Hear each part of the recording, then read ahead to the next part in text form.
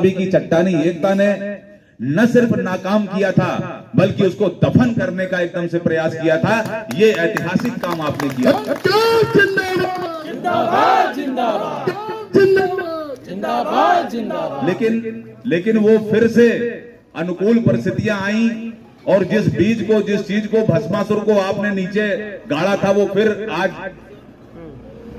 Sir उठा रहा है, ऊपर आ रहा है। और इसलिए नेशनल कोऑर्डिनेशन कमेटी ने पूरे देश में आह्वान किया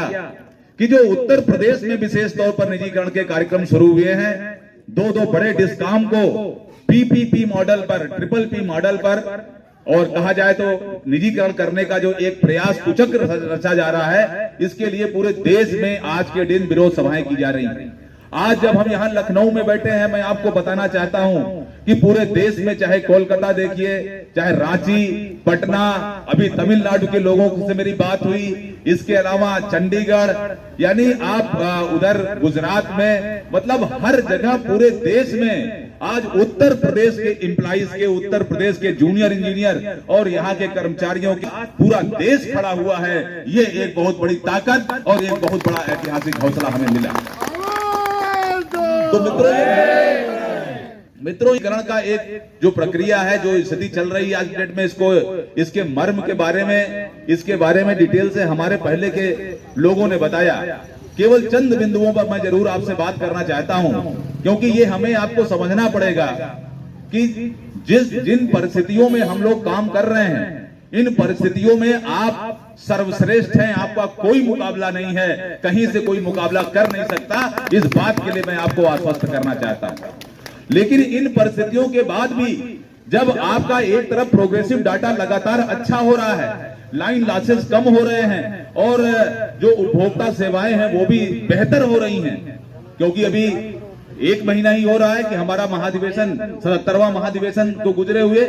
और वहां पर द्वितीय सत्र में हमारे एमडी साहब आए थे, रणबीर प्रसाद साहब, और उन्होंने खैर दो चीजों के बारे में बोला, एक उत्पादन के बारे में, एक ट्रांसमिशन के बारे में, और दोनों के बारे में जो उनके रिमार्क थे, आप उन रिमार्क को कभी सुनिएगा, वीडियो भी उनका बाकायदा उपलब्ध है। तो उन्होंने कहा कि इन दोनों ने आउटस्टैंडिंग काम किया है, उत्पादन निगम भी बेस्ट है, लेकिन पूरे देश में देखा जाए तो ट्रांसमिशन द बेस्ट है, उसका मुकाबला कोई नहीं कर सकता। और वहां भी आपके साथी लोग काम कर रहे हैं, और जो द बेस्ट है, उस द बेस्ट में सबसे पहले ट्रिपल पी मॉडल शुरू हो चुका है। आज 4 साल पहले जितने नए पावर हाउस 400 के ऊपर बन रहे हैं, सारे ट्रिपल पी मॉडल पर संचालित होने की व्यवस्था कर दी जा रही है। अभी इंटीग्रेटेड जो उसके माध्यम से, संविदा के माध्यम से सारे पावर हाउस का संचालन की व्यवस्था भी उनको दे दी जा रही है। तो सवाल ये उठता है कि एक तरफ तो हमको, हमारे ऊपर ये आरोप लगाए जाते हैं कि आप लोग सही से काम नहीं कर रहे, आप लोग इकोनॉमिक रूप से फाइनेंशियली सक्षम नहीं हैं, और दूसरी तरफ जहां हम सक्षम हैं, जहां हम अच्छे हैं, वहां भी बेचने का कार्य किया जा रहा है। कल भी हमने अपने उद्बोधन में ये बात कही थी कि कहीं ना कहीं हमें ऐसा प्रतीत होता है कि यद्यपि यहाँ का ऊर्जा प्रबंधन ये बात कहता है कि भाई 40,000 करोड़ रुपए का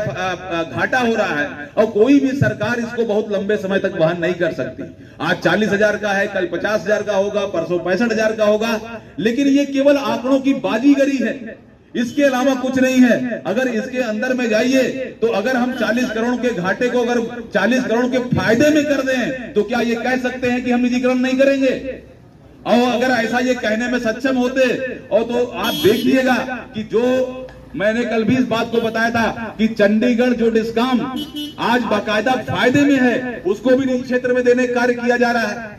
तो मेरे मित्रों, मेरा केवल ये कहना है कि सरकार की पॉलिसी को हमें समझना है, सरकार की नीति को हमें समझना है, और उपभोक्ता की इच्छाओं और आकांक्षाओं को हमें समझना है, और उसके साथ साथ अपनी वर्क इफिशियंसी की जो तुलना है,